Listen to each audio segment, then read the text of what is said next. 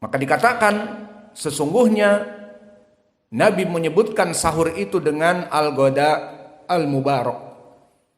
Maka syahidnya di dalam hadis ini disebutkan sahur dengan al-ghada al-mubarak, makanan siang yang diberkahi. Padahal di waktu pagi, namun karena dekatnya dengan waktu fajr dinamakan ghada al-mubarak. Maka hadis ini pun diriwayatkan oleh Imam At-Tabrani di Mu'jamil Awsat dan Al-Khatib Al-Baghdadi di Tarikh Baghdad. Maka sanad ini bertumpu kepada Muhammad ibnu Ibrahim dari Sufyan ibnu Uyainah, dari Ibrahim ibnu Maisarah, dari Tawus, dari Ibni Abbas. Maka sanadnya sanad yang hasan lidatih. Semua rijalnya thiqat kecuali Muhammad ibnu Ibrahim akhu Abi Ma'mar, maka dia rawi yang saduq hasanul hadis. Telah ditanya Yahya ibnu Ma'in tentang Abi Ma'mar ini, maka dia katakan mithlu Abi Ma'mar la yus'al anhu huwa wa akhuhu min ahlil hadis.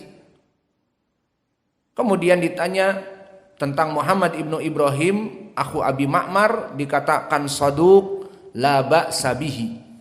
Maka rawi ini rawi yang saduq. Maka di sini di hadis At-Tabrani ini hadis yang hasanun lidatih. Lalu kenapa disebutkan oleh penulis sahihun li ghairi? Karena dia hasan lidatih dan datang dengan riwayat Aisyah yang sebelumnya, dan hadis Abi Darda yang sebelumnya, dan hadis Mikdam ibnu Abi Yakrib, semuanya dengan lafaz al-ghada al-mubarak, maka bisa naik kepada sahih li ghairi. Maka kenapa penulis menulis sahih li ghairi? Karena untuk ini. Kemudian juga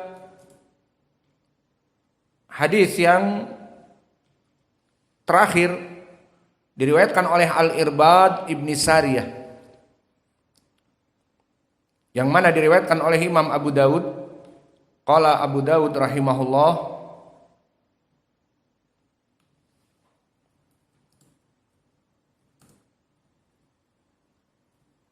As-Sijistani sahibus sunan, haddatsana Amr ibn Muhammad An-Naqid, haddatsana Hammad ibn Khalid Al-Khayyat, haddatsana Muawiyah ibn Saleh an Yunus ibn Saif. Tulis ini tambahan. Anil Harith ibn Ziyad an Abi Ruhm an Irbad ibn Sariyah qala da'ani Rasulullah sallallahu alaihi wa ala alihi wasallam ila sahur fi Ramadan faqala halumma ilal ghada al mubarak, halumma ilal ghada al mubarak. Diriwayatkan oleh Imam Abi Daud dari Amr ibn Muhammad An-Naqid dan seterusnya yang kami sebutkan tadi.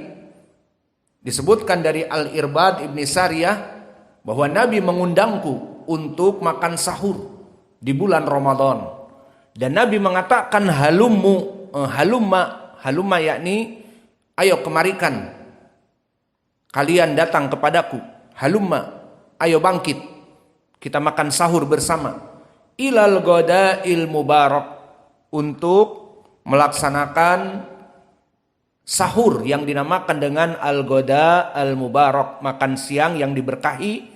Maka maknanya di sini sahur di akhir waktu. Inilah pendalilan yang disebutkan oleh penulis di dalam kitab dengan sanad-sanad yang sahih dan dhaif dan hasan. Maka periwayatan Abu Daud di sini pun sanadnya dhaif karena Abu Ruhm, dan dia adalah Ahzab ibnu Asid majhul, dan juga Al-Harith ibnu Ziyad majhul. Maka sanad ini bisa naik kepada hasan li ghairi dikarenakan riwayat-riwayat yang lain. Dan ditutup pendalilan ini oleh penulis dengan hadis yang diriwayatkan oleh Imam Al-Bukhari. Kalau ditanya kenapa hadis ini diriwayatkan oleh Imam Al-Bukhari disimpan di akhir padahal dia sahih? Jawabnya, karena hadis ini mauquf, namun mempunyai hukmu yang marfu. Maka kisah di sini kisah dari sahabi, diriwayatkan oleh Imam Al-Bukhari, Muhammad bin Ismail Al-Bukhari rahimahullah. Haddatsana Ismail bin Abi Uwais an akhihi an Sulaiman an Abi Hazim annahu sami'a Sahl ibn Sa'din yaqul kuntu atasahharu fi ahli thumma yakunu sur'atan bi an udrika salatal fajri ma'an nabi sallallahu alaihi wa ala alihi wasallam thumma yakunu sur'atun bi an udrika salatal fajri ma'an nabi Muhammadin sallallahu alaihi wa ala alihi wasallam. Maka di dalam hadis yang athar sahabat ini jelas sahih, diriwayatkan oleh Imam Al-Bukhari, disebutkan bagaimana seorang sahabi al-agung yang agung, Sahl ibn Sa'ad, kuntu atasahharu fi ahli, bahwa dulu aku melaksanakan sahur di rumah istriku. Summa yakunu sur'atun bi, kemudian setelah sahur aku bergegas, tergopoh-gopoh ke masjid. Maksudnya jelas tidak lari, karena di hadis Abi Hurairah, jika kalian datang kepada shalah fala tajri ila shalah, tetapi bil hudu wal waqar. Hadis muttafaqun alaih dari Abi Hurairah, jika kalian datang kepada salat, dikumandangkan iqamati shalah pelan-pelan.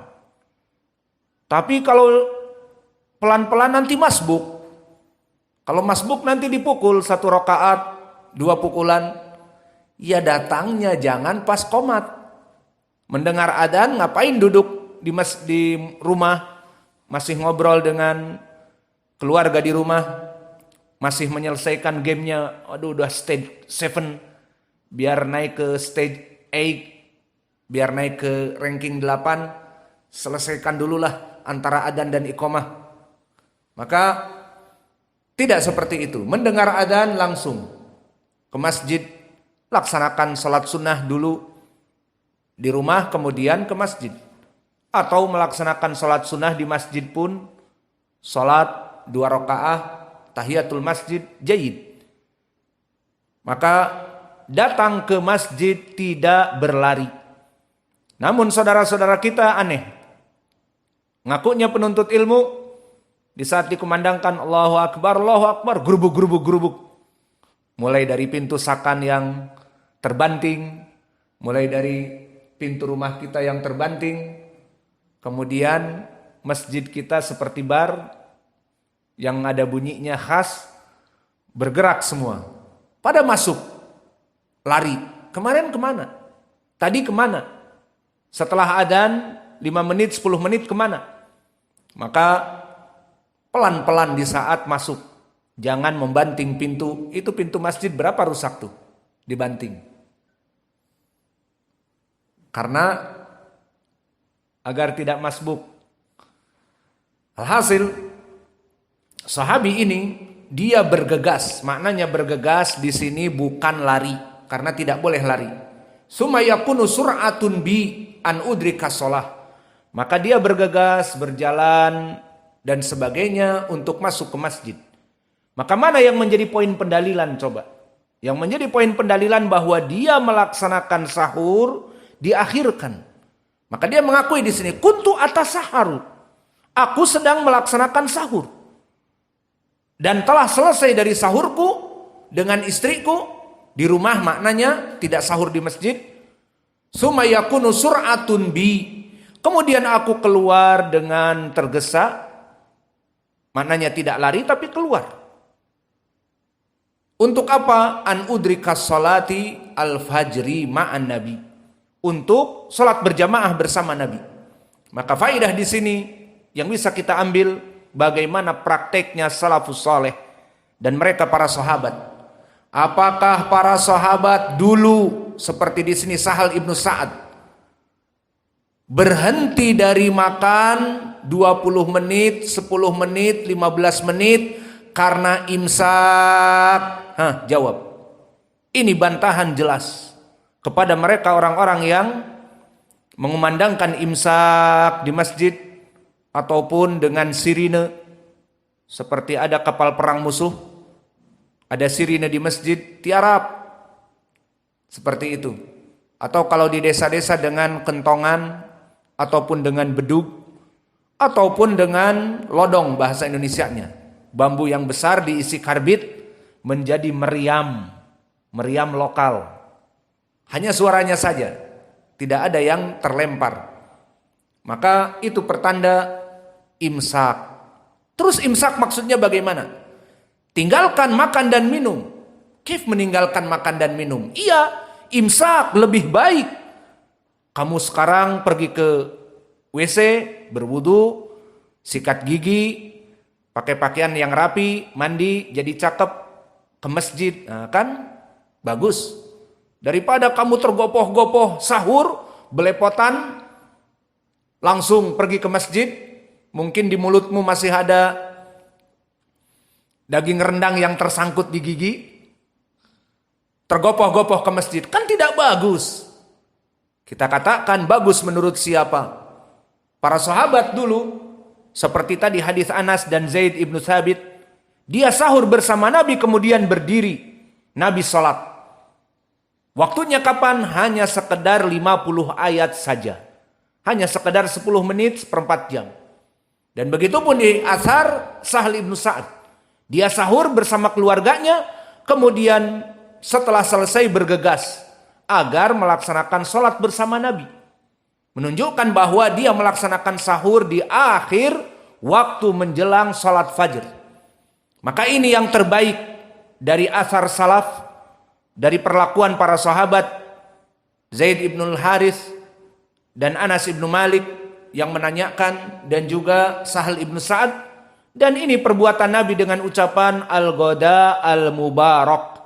Maka Nabi tidak melihat kebaikan dari imsak, tidak ada di zaman Nabi. Dan para sahabat yang mengikuti Nabi, tidak ada mereka meninggalkan meja makan 15 menit sebelum waktul fajr karena imsak, dengan alasan tadi, kita berkumur-kumur, kita berwudu, kita mandi, kemudian berpakaian rapi, menggunakan utur, kan lebih baik daripada belepotan makanan dan minuman, kemudian kita mendatangi salat. Alhasil sunnah dari ucapan Nabi dan perbuatan Nabi dan perbuatan para sahabat lebih baik daripada ucapan manusia di seluruh kolong jagat ini. Sesuai dengan hadis, wa khairul huda hadyu Muhammadin sallallahu alaihi wa ala alihi wasallam, diriwayatkan oleh Imam Muslim dari Jabir, sebaik-baiknya perbuatan, sebaik-baiknya petunjuk adalah petunjuk Nabi yang mana dia menunjukkan agar sahur diakhirkan, bukan justru di akhir waktu sahur dijadikan waktu imsak. Orang meninggalkan 15 menit, 20 menit, 10 menit dari meja-meja makan karena imsak. Mana dalilnya? Dalilnya hanya dari segi akal, itu lebih baik daripada kita